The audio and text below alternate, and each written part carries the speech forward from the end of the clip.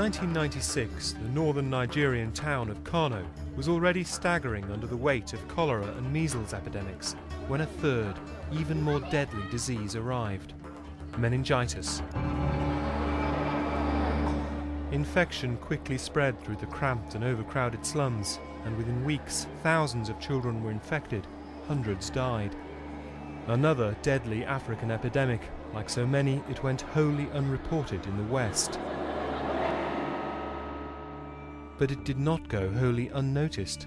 It was picked up in America on an internet message in the Connecticut research headquarters of the world's biggest and richest drug company, Pfizer.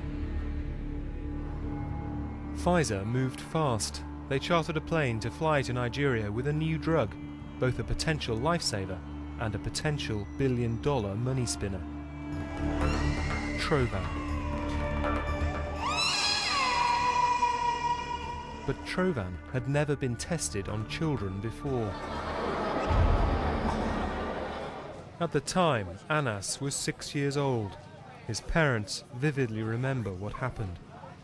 Lokacin da ya fara a gida yana zazzabi, ciwon kai, yana faduwa haka, yana surutai, sai hankali na ya tashi, shine na dauke shi na kai shi asibiti. Today, the infectious diseases hospital is almost deserted. But at the time, it was so crowded that the medical charity Médecins Sans Frontières, which had flown in to fight the epidemic several weeks before Pfizer, had to put up tents in the grounds in which to treat the children. MSF had already been in Kano for many weeks and had successfully treated thousands of patients when the Pfizer team arrived at the hospital. The very next day, Anas was brought in, suffering from the classic symptoms of meningitis.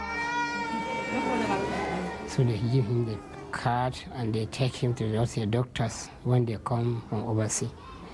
They take him to one room. So they do the injection. From that time they take him to bed. Anas's father showed us the card that he was given by the white doctors. At the time, he assumed they were simply there to help, like the MSF doctors. Later, the printed label on the card led him to question their motives. Pfizer meningitis study 154149, patient 0001. The very first person they tested.